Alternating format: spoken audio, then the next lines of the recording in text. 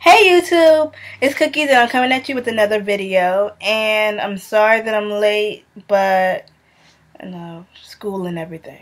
So, I'm coming at you with a video with Basketball Wives Season 4, and I think it's the second episode. Yeah, it's the second episode. So, I'm going to try and break everything down into sequence and whatever. So, the first thing that happened was that Evelyn went to talk to Tammy and Shawnee about, thanks for being the mediator, you guys. I couldn't do it without you. You know I'm filled with hot gas, so I'll spaz out on everybody. Whatever with that whole conversation, that thing came and went. So goodbye about that. Moving on from there, Royce met up with her publicist to talk about her her play role. And she got the part, but unfortunately Royce and her father are going through a lot of difficulties. Like, their relationship is not here because of the fact that he loves her daughter. We all can see that. But Royce knows she dates the wrong man. And this dude, I'm not going to judge anybody based off age and whatever like that, but I don't know. It's just fathers sometimes, most of the time, knows best. Especially when they're in your life like that. Most of the time, a father wants for a man to be better than him. Meaning that if you want your father to give your spouse his blessing, your father wants to see him within his father. I don't know if that makes sense. Why is this dark? Okay, see if that'll work from there. So if just to conclude that, her father really wants for her to have the best, and he just doesn't have a good vibe when it comes to that guy.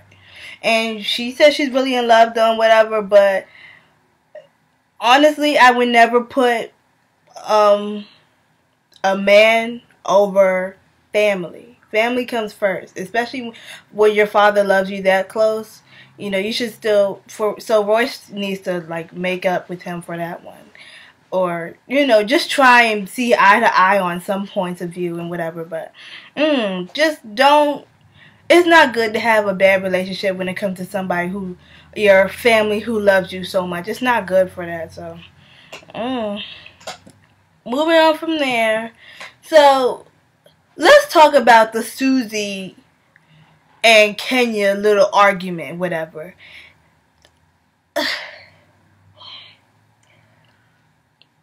Dumb, simple, and slow, maybe mental Susie, she called the video that Kenya did, the one with the bad weave, she called it looked demonic to her. I guess everyone watched the video by now, but Kenya, she danced and lip synced to Beyonce's Sweet Dreams. And that was, of course, mediocre, just like every other Sweet Dreams performance or whatever. But unfortunately, Susie looked at it as, oh my god, this is demonic, girl. What? WTH? What happened? I'm not used to watching videos like this. I'm used to watching porn. All I have to say about that really is the fact that Susie, to me, she wants a better role, a bigger role in this season. I believe it's obvious. At first I'm like, why is the camera giving Susie that much time? And like I said, the first video, I think she swallowed some type of pipe and begged one of the producers, including Shawnee herself, to please expand my role. Because we all know Susie got the lowest paycheck of that season. Just saying. Nothing's going on with Susie. Nobody cares about Susie because Susie doesn't put the effort to make herself cared about. So she wants to stir up the pot and start some drama and basically be in charge of friends. I don't know what she wants to do, but for some reason she believes that she's assigned the role to determine if the new girls can hang in the circle, meaning Evelyn. Which I think is some BS. I really do. I really don't care about Suzie. And once again, anybody who watches my video, I protest against Suzie, and I do not want to even see her on the reunion. She might be able to slide past a few cameras because people are already looking at her like, who's that? I guess, let her slide. You know, no one doesn't want to get into an altercation with someone who's, you know, mental. So, moving on from her, because if anybody watched that Sweet Dreams video, it does not look demonic. It looks sad for someone who's a ball player's wife, but at the same time, it does not look demonic. Suzie just got the whole thing wrong. I'm going to see if I can try and put the link below so anyone can see it, because I don't know if she took the video off yet, for anyone not to see it anymore. I don't know if she's embarrassed because the video does look cheap, mediocre, and it looks like a basement. She did it in her basement, whatever, but the only thing I have to say before I move on is that kudos for her for trying to do something and make something out of herself. Now, will she ever be a Beyonce? No. But she's doing something, unlike Suzie, who's not doing anything. All she's doing is collecting her checks from the mental institution and her checks from VH1. VH1 might give her a little bonus because she's mental. You know how when you have a disability, they give you a little bit extra funds thanks to the government. But other than that, that's all she's doing. She don't have no real job, you guys. She really don't. And that's why I want her to get off the show. Because she's wasting our time and our money and VH1's money, of course. And you can scratch her off. I'd rather even Erica Mena off Love and Hip Hop to be on that show. She would, you know, stir up the pot even more. Even though she ain't no wife to a basketball player. Or any of them are. Just to put that in there. Besides Kenya. So, what happened next? Nothing else really happened after that. Of course, Royce talked to Tammy about, you know, how can I make up with my, my father and stuff like that. And, you know, I already talked about that already. It's good for your father to be in your life, especially if he loves you, because how many fathers out there for their children these days? There are barely any at all. So, that's why I would hope that Royce would do that and, you know, not put a guy over your father. Let's talk about the Evelyn situation, because everything else, yeah. The Evelyn situation, no way. The Kenya situation. Let me talk about the Kenya situation before I get into Evelyn. Kenya wanted to do a video, shoot a video in a high expensive club. Now, this is what I have to say about that. You want to go in a high expensive club, and when the lady said $8,000, you jump up and scream to death? What did you expect? Really, Kenya, what did you expect the price would be? $150 an hour? Like, this is a high club in New York. First of all, the state of New York is expensive. You can't even rent a hotel, not rent a hotel. You can't even stay in a hotel for a day without spending at least $800. And that's not even out of the city.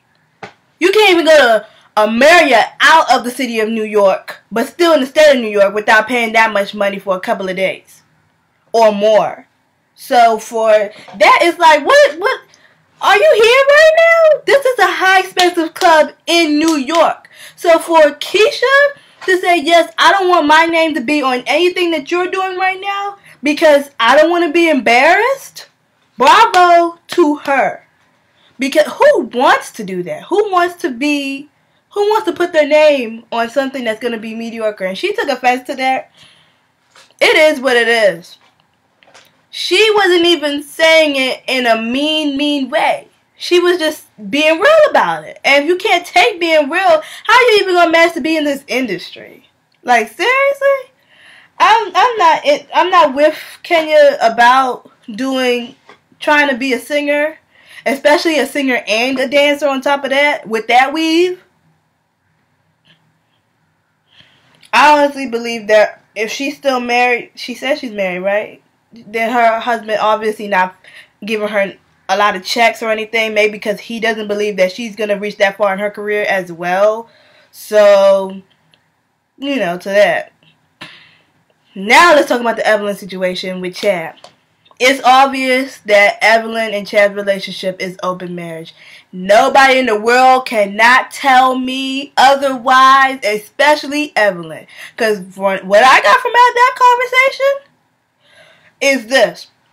Evelyn saying, look, I don't want to look like Boo Boo the Fool because you're here talking to other women and the paparazzi's taking pictures of you talking to other women and find out information that you are talking to other women, and I'm not being aware of who you're talking to. So next time, if you're going to talk to somebody, can you please let me know who you're talking to so I can say okay? And so when I read the YBF or read Media Takeout, I won't have to know and just be surprised about it. I thought Evelyn was real, but I'm not surprised that Evelyn's acting this way. I'm really not, you guys, that she would choose to not put her morals first. Yes, we all know he's an athlete, and almost all 99.9% of athletes do cheat on their wives or their fiancés or their girlfriends. We all know that. And for Chad, oh yeah, he's cheating on you. But why? She's accepting it, you guys. Sorry, that's why I'm not okay. I'm not even cool with Evelyn like that. I was never cool with her like that, because that relationship between them, it's a hot mess. It's a hot ratchet mess. How do you say on national television, make sure you let me know who you smashing before I see it on a blog site? Because I don't want to see it on a blog site and then it look stupid.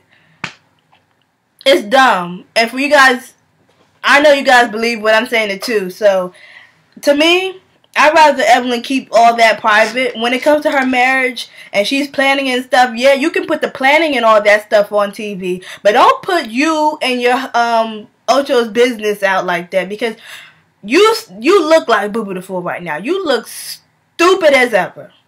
Stupid. You're putting your morals down, if you have any. You're putting your womanhood down, if you have any.